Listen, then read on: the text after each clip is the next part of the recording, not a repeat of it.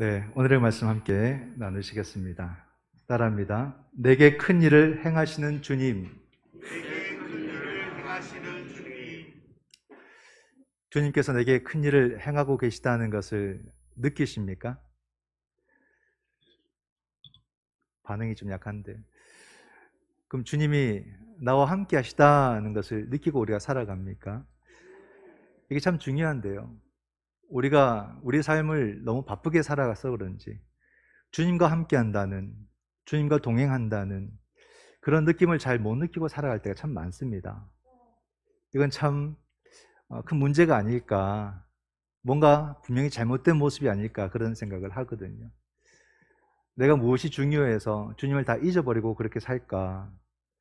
내가 주님을 느끼지 못하고 살까? 다시 한번 더 돌아보면서 내 모든 삶의 시간 속에서 주님을 느끼고 주님을 경험하면서 그렇게 살아야 되는 것이 아닌가?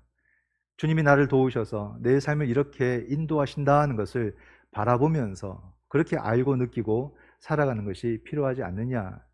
너무 주님과 무관한 삶을 우리가 하루하루 살아가는 그런 세월을 더 쌓아갈 것이 아니라 정말로 주님과 함께 했던 멋있는 내 인생이었다, 이렇게 우리가 말할 수 있는 그런 시간들을 우리가 쌓아가야겠다는 생각을 합니다.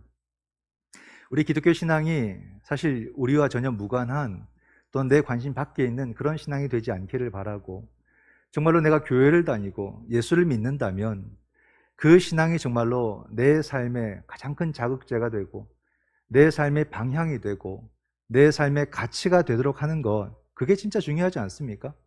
교회는 다니는데 예수라는 이름 한번 내가 제대로 떠올린 적도 없고, 교회는 다니는데 성경은 모르겠고, 교회는 다니는데 내 판단은 지극히 세상적이고 도리어 불교적인 그런 모습도 많이 나타나고, 그러면 안 되는 거죠. 정말로 내가 하나님을 믿는다는 것이 무엇이고 내가 예수를 믿는다는 것이 무엇인가, 거기에 우리가 집중하게 될 때 비로소 우리의 삶을 제대로 보게 될 것이다. 정말로 진짜의 나의 삶을 살게 될 것이다. 우리는 그렇게 믿을 수 있어야 되는 것입니다.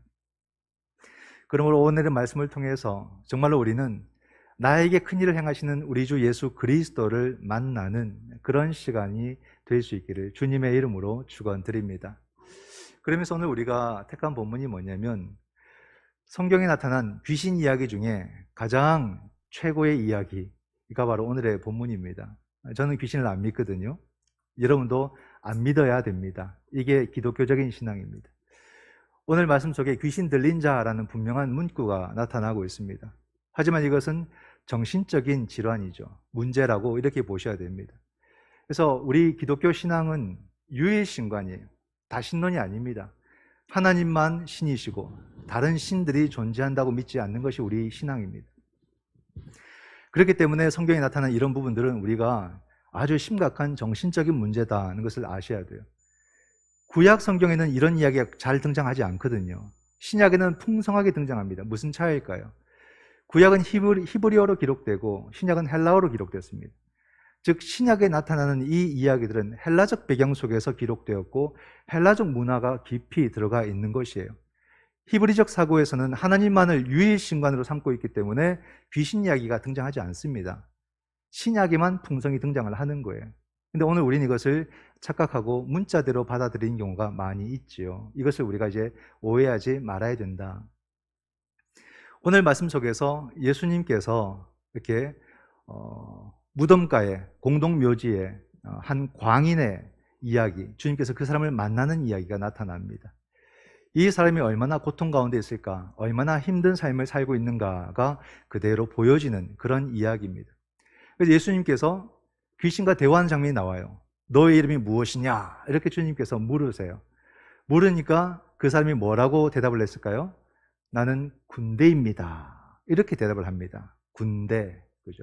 이 군대라는 말 속에 성경에 보면 관주가 나와 있습니다. 오늘 본문을 보면은 30절에 너의 이름이 무엇이냐 물으셨죠. 그래서 군대라 하니 하고 관주가 있습니다. 밑에 보면 레기온이라고 이렇게 해석을 합니다. 로마 군대의 여단 규모다, 이렇게 설명을 하고 있죠. 즉 이 사람이 지금 악한 영에 사로잡혀 있는, 악한 힘에 사로잡혀 있는 그런 상황인데 이것이 굉장히 강력한 힘이다, 이렇게 보시면 됩니다. 굉장히 힘든 상황 속에 빠져 있다는 거예요. 그런 가운데서 그 귀신이 주님에게 말합니다. 나를 저 무적행 지옥으로 보내지 마시고 저 돼지떼들에게 나를 보내주세요. 이렇게 말을 합니다. 주님이 허락하시니까 그 돼지떼가 수천 마리가 되는데 다 호수로 뛰어들어서 몰살하게 되는 그런 장면이 나타나게 됩니다. 과연 이 이야기는 무엇일까? 이 이야기를 쓰고 있는 누가는 우리에게 무엇을 말해주고 싶은 것일까? 그래서 우리가 생각을 해봐야 되죠. 고대 세계 사람들은 이러한 정신적인 문제를 항상 주술적으로 해석을 했습니다. 그러다 보니까 귀신의 이야기로 또는 뭐 여러 가지 자기들만의 표현으로 많이 쓰고 있는 거죠. 그때는 과학이 없기 때문에 이런 문제를 해석할 만한 그런 지식이 없고 단어가 없는 거예요. 그러니까 모든 것을 주술적으로 신비한 문제로 이렇게 해석을 하죠.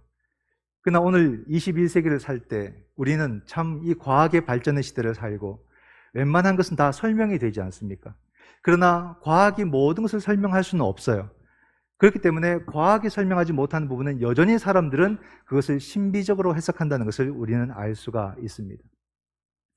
우리 기독교도 얼마든지 신비를 믿습니다. 그러나 신비주의를 우리는 추구하지 않습니다. 그 신비의 모습 속에서 우리는 또 놀라운 하나님의 역사를 경험하기도 하지만 이성적인 이야기, 합리적인 이야기 속에서도 우리는 하나님의 능력과 하나님의 역사를 충분히 다 경험할 수 있다라는 거죠. 즉 기독교라는 것은 신비적인 영역에만 있는 것이 아니라 합리성과 또는 이성과 인간의 모든 지식과 논리 가운데서도 기독교의 진리는 힘차게 전해질 수 있다는 것을 우리는 분명하게 알아야 됩니다.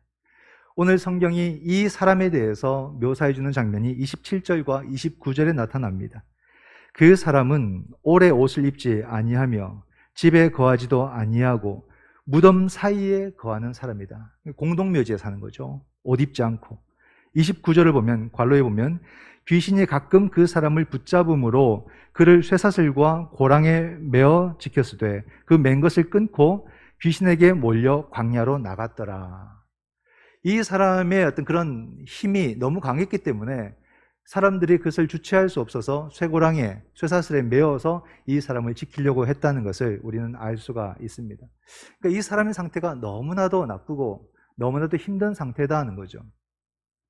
어떤 신약학자는 이 사람에 대해서 이렇게 설명합니다. 아까 레기온이라고 하지 않았습니까? 로마 군대의 여단 규모를 말하는데 이 사람은 어릴 적에 로마 군대에 의해서 심각한 충격을 받았다.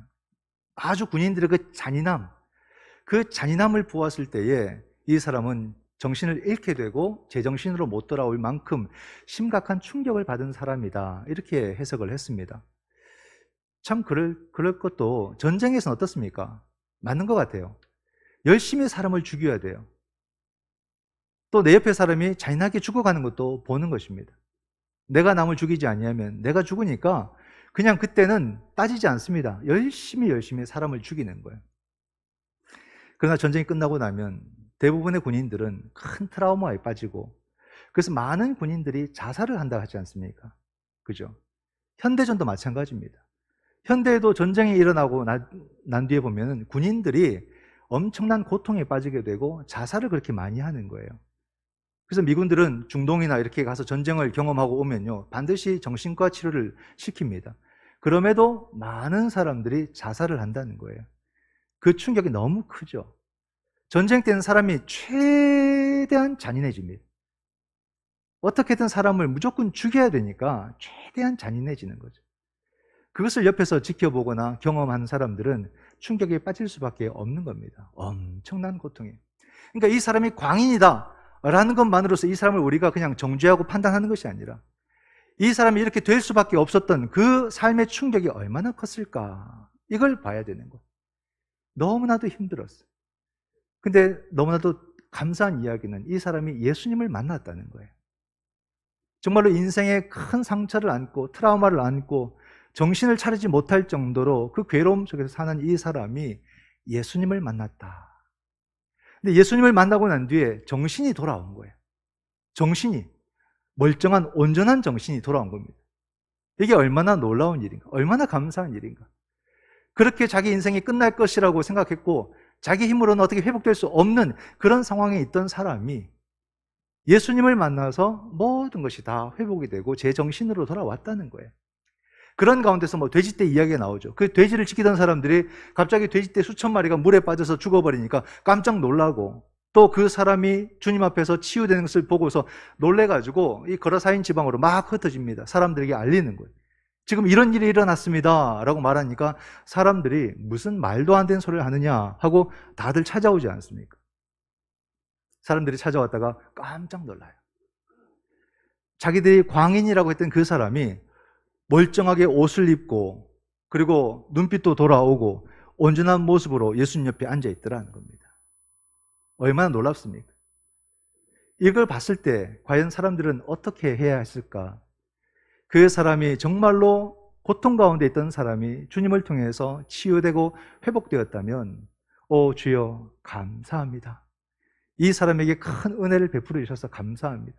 병을 고쳐주셔서 감사합니다라고 인사를 드리고 그 예수님에게 떠나지 마시고 우리 마을에 좀 더 머무시면서 우리들에게 귀한 말씀을 전해 주십시오. 이게 정상 아니겠습니까? 근데 그 사람들의 반응은 뭐냐면요, 우리 마을을 떠나소서, 떠나달라고 그렇게 이야기를 하는 거예요. 과연 그 사람들은 무엇을 느꼈을까? 어떤 기분이었을까? 어떤 마음으로 주님께 떠나달라고 이야기를 했을까라는 겁니다. 그 마음도 알고 싶어요. 근데 우리가 여기서 먼저 알아야 될 것은 뭐냐면 예수님을 통해서 귀신이 나갔다는 이 이야기입니다. 이 사건을 우리가 들여다봐야 되는 거예요. 예수님을 만난 이 사람은 귀신이 떠나가게 되고 제정신이 돌아온 거죠. 이게 뭘 이야기하냐면 귀신 이야기를 하는 게 아니에요. 예수님의 구원 역사를 말하는 거예요. 주님을 통해서 한 생명이 구원받는 이야기를 우리에게 보여주는 거예요. 이것을 성경은 귀신이 떠났다라고 이렇게 표현해 주고 있는 것입니다. 우리는 이 사건에 집중을 해야 됩니다. 예수님은 우리에게 구원을 주시는 분이다. 그렇게 볼 때 21세기를 살아가는 오늘 우리에게 정말로 예수님의 구원이 필요하다. 저는 그런 생각이 참 간절하게 듭니다. 다르게 표현한다면 오늘 우리 시대에 주님께서 귀신을 쫓아내시는 그 축기 능력이 우리에게 필요하다라는 거예요. 오늘 우리 시대의 귀신이 뭘까, 여러분? 귀신이 뭐겠습니까? 뭐 좀비가 귀신입니까? 꼬리 9개 달린 귀신이 있습니까? 그런 게 아니거든요. 성경이 말하는 귀신은 그런 게 아니에요. 여기서 보시면은 제 정신이 돌아오고 생명을 얻는 것이 축기 능력이라면 오늘 우리 삶 속에서 우리의 정신을 잃게 하고 우리의 생명을 파괴하는 모든 것이 귀신이라고 성경은 말하는 거예요. 성경이 말하는 귀신은 그걸 말하는 겁니다. 어떤 물체와 물질을 말하는 것이 아니라 하나님의 생명을 거스르고 하나님을 대적해서 생명을 아프게 하고 생명을 파괴하는 그 모든 힘은 성경은 귀신이다, 이렇게 설명을 하는 거예요. 귀신이 있는 것이 아니라 귀신과 같은 역사, 귀신과 같은 힘이 우리 가운데 있다는 것을 말해주고 있는 겁니다. 그럼 여러분, 오늘 우리 사회는 온전한 제정신의 사회일까요? 귀신 들린 사회 같습니까? 그죠? 이 말씀의 기준을 한번 보면 되는 거예요. 물질 뒤에 숭배라는 말을 붙이고 사는 시대가 오늘 우리 시대인 거예요. 성공주의. 이 모든 것은 뭘 말하냐면 열심히 다른 사람들의 그 물질과 돈, 다른 사람의 기회를 빼앗는 것을 말하는 겁니다. 즉 우리는 다른 생명들을 우리가 누르면서 자기가 올라가려고 하는 그런 시대를 살기 때문에 이건 귀신 들림이에요. 이게 우리들이 살아가는 삶의 태도요, 우리들의 생각이요, 우리들의 노력 아니겠습니까? 이걸 정상이라고 말할 수가 없습니다. 대놓고 환경을 파괴하는 것, 당연히 귀신 들림이죠. 오늘날 우리가 환경에 대해서 얼마나 간과하고 살아왔습니까? 이제는 그 부메랑을 맞아서 우리가 얼마나 혼미해집니까? 환경의 재앙이 우리 가운데 다가오게 되고 모든 기업들도 전부 다 뭐 ETS, 환경 하면서 난리도 아닙니다. 그렇게 우리가 환경을 파괴할 때는 그 환경의 소중함을 모르다가 그 환경의 생명을 파괴하고 난 뒤부터는 이제 우리 모두는 환경 외치면서 어떻게 하면 환경을 되살릴 수 있을까? 그만큼 우리가 귀신 들린 모습으로 우리 사회가 살아왔다는 거예요. 또한 우리 사회 속에는 모든 차별들, 인종차별, 성차별, 신분차별, 지역차별, 차별이라는 것은 생명을 차별하는 거예요. 딱 생명을 대상으로 하고 있습니다. 그렇기 때문에 모든 차별들은 귀신 들림, 성경은 딱 그렇게 해석을 합니다. 분명한 거죠. 오늘 우리 정치가 보여주는 이 극단적인 양극화, 양극화는 뭡니까? 생명을 나눠버리는 거예요. 이 생명과 저 생명들 나눠버리는 거예요. 선을 그어버리는 거죠. 이것도 분명히 성경적으로 해석한다면 귀신 들림이죠. 그렇지 않겠습니까? 또 오늘 우리 세계에서 일어나고 있는 이 전쟁과 폭력은 당연히 귀신 들림이에요. 성경은 이미 완성된 책입니다. 더 기록될 것이 없습니다. 근데 만약에 성경이 오늘날 기록된다면 오늘 우리 사회의 이 모습을 귀신 들림 이렇게 설명을 할 겁니다.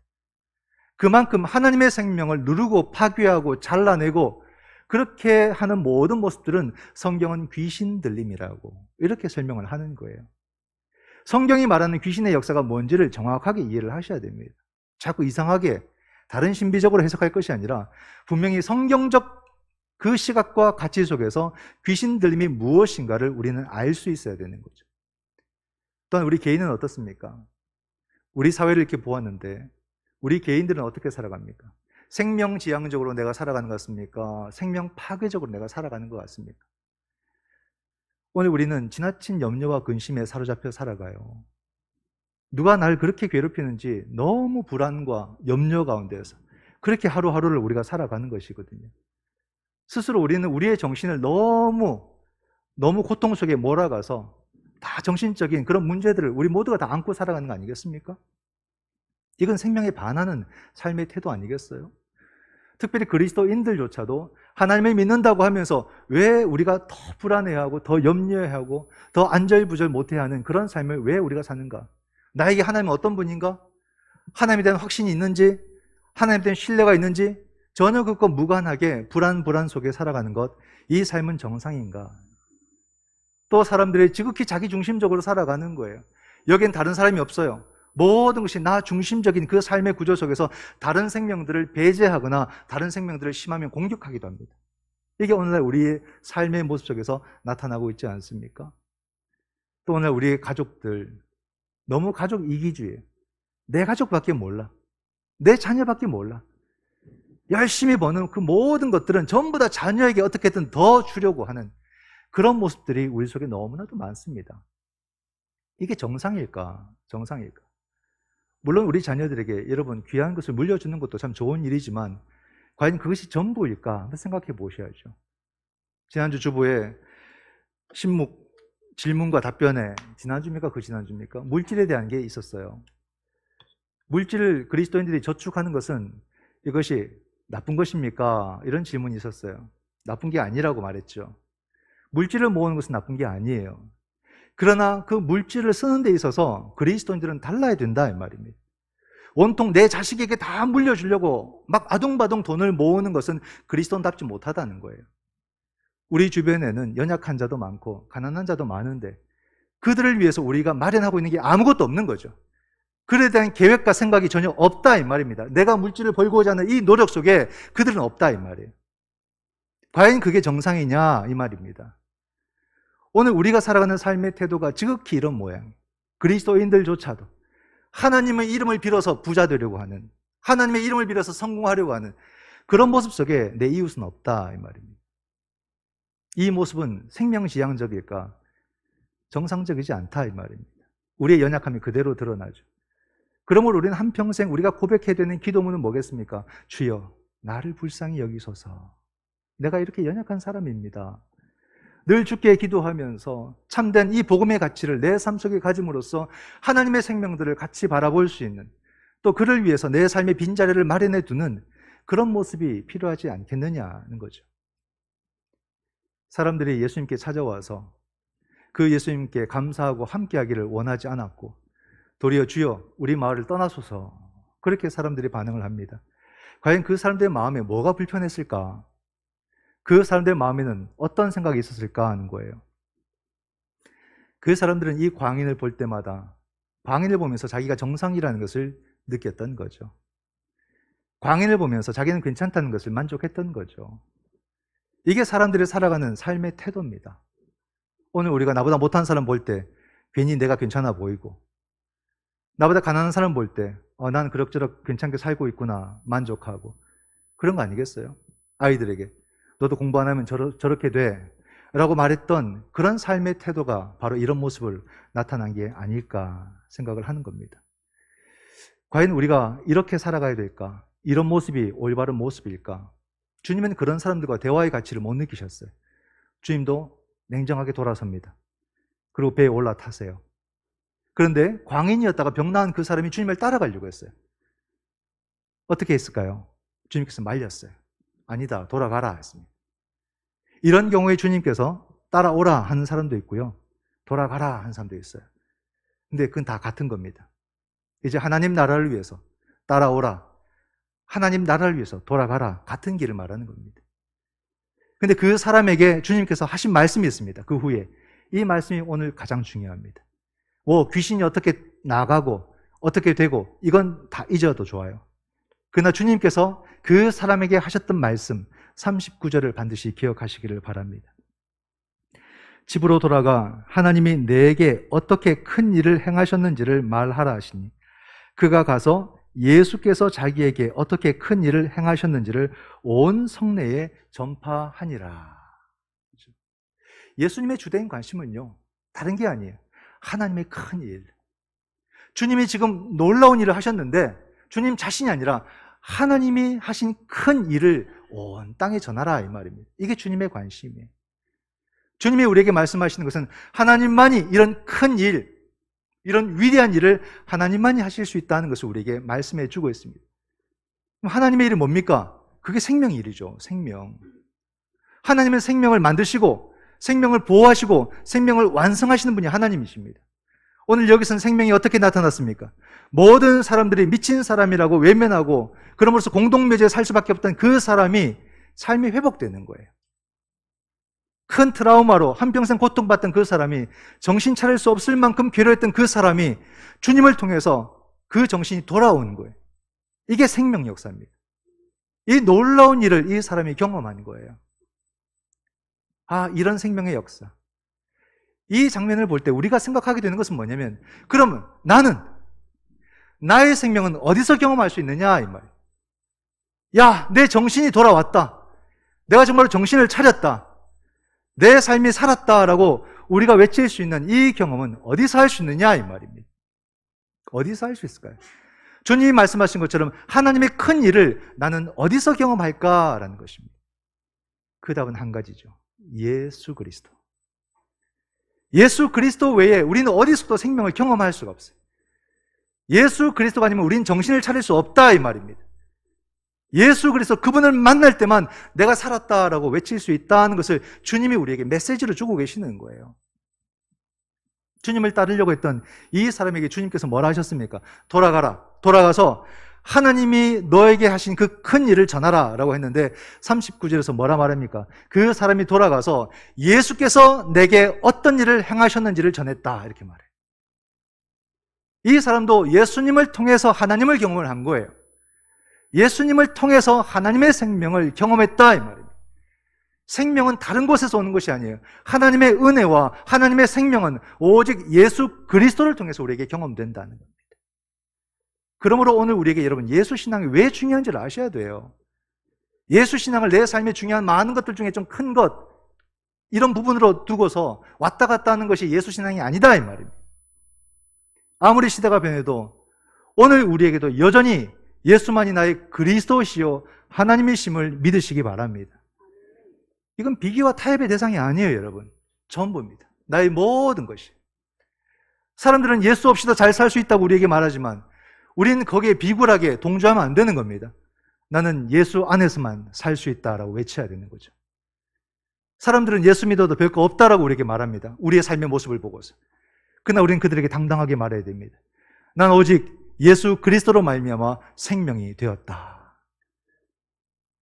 우린 주님을 통해서 모든 은혜를 다 공급받는 거예요. 주님을 통해서만 회복될 수 있고 주님을 통해서만 우리는 살아날 수 있다는 것을 분명하게 믿어야 됩니다. 여기서 우리가 헷갈리면 안 돼요. 흔들리면 안 됩니다. 오늘 말씀이 우리에게 뭘 말해줍니까? 주님만이 우리 정신을 똑바로 차리게 만들어주신다는 거예요.